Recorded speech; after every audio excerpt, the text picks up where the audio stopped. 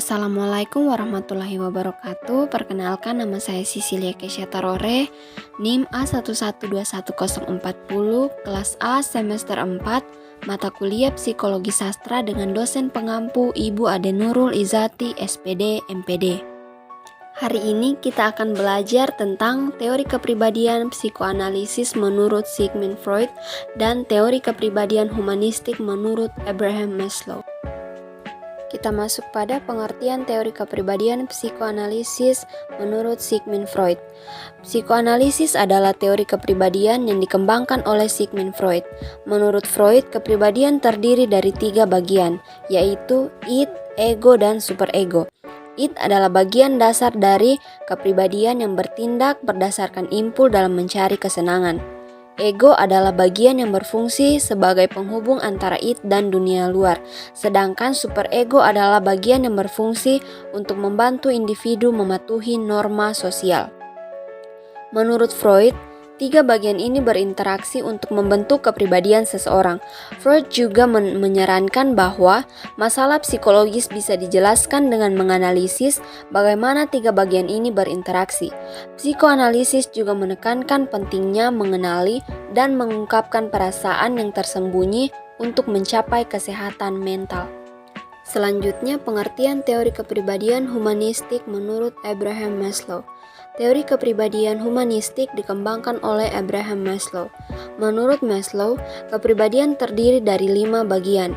Yang pertama, kebutuhan fisiologis, yang kedua, kebutuhan rasa aman, yang ketiga, kebutuhan kasih sayang, yang keempat, kebutuhan rasa hormat, dan yang kelima adalah kebutuhan untuk berkembang. Maslow menyarankan bahwa manusia harus memenuhi kebutuhan-kebutuhan ini untuk mencapai kesehatan mental. Humanistik juga menekankan pentingnya mengenali dan mengekspresikan perasaan. Maslow menyarankan bahwa untuk mencapai kesehatan mental, manusia harus berusaha untuk mencapai potensi tertinggi mereka. Humanistik juga menekankan pentingnya mengembangkan sikap positif terhadap diri sendiri dan orang lain. Selanjutnya kita masuk pada penerapan psikoanalisis dan humanistik. Kedua teori kepribadian ini dapat diterapkan dalam kehidupan sehari-hari. Psikoanalisis dapat digunakan untuk memahami bagaimana 3 bagian kepribadian berinteraksi dan bagaimana masalah psikologis terjadi. Humanistik dapat digunakan untuk mengenali dan mengekspresikan perasaan serta mengembangkan sikap positif terhadap diri sendiri dan orang lain. Kedua teori ini juga dapat digunakan untuk mencapai kesehatan mental. Psikoanalisis menekankan pentingnya menganalisis bagaimana 3 bagian kepribadian berinteraksi, sedangkan humanistik menekankan pentingnya memenuhi kebutuhan-kebutuhan untuk mencapai kesehatan mental. Nah, selanjutnya kita masuk pada perbandingan teori kepribadian psikoanalisis dan humanistik. Kedua teori kepribadian ini memiliki kesamaan dan perbedaan. Keduanya menekankan pentingnya mengenali dan mengekspresikan perasaan, namun mereka menggunakan pendekatan yang berbeda. Psikoanalisis menekankan pentingnya menganalisis bagaimana 3 bagian kepribadian berinteraksi, sedangkan humanistik menekankan pentingnya memenuhi kebutuhan-kebutuhan untuk mencapai kesehatan mental. Kedua teori ini juga memiliki kesamaan dalam hal pentingnya mengembangkan sikap positif terhadap diri sendiri dan orang lain. Namun, psikoanalisis lebih menekankan pada konsep dasar kepribadian, sementara humanistik lebih menekankan pada pentingnya memenuhi kebutuhan untuk mencapai kesehatan mental. Selanjutnya, keterbatasan teori kepribadian psikoanalisis dan humanistik.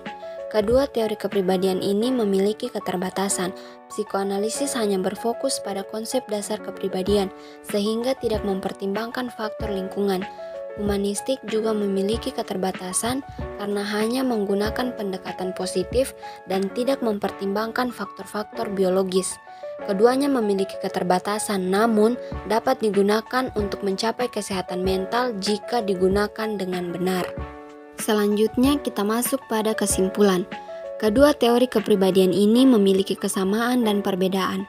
Psikoanalisis menekankan pentingnya menganalisis bagaimana 3 bagian kepribadian berinteraksi, sedangkan humanistik menekankan pentingnya memenuhi kebutuhan-kebutuhan untuk mencapai kesehatan mental. Keduanya juga menekankan pentingnya mengenali dan mengekspresikan perasaan serta mengembangkan sikap positif terhadap diri sendiri dan orang lain. Kesimpulannya, psikoanalisis dan humanistik adalah teori kepribadian yang berbeda namun saling melengkapi.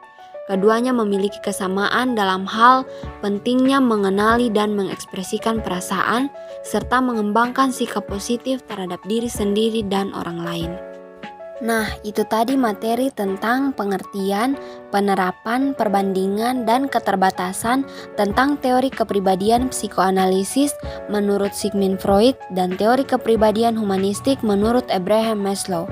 Semoga video ini bermanfaat. Terima kasih dan sampai jumpa.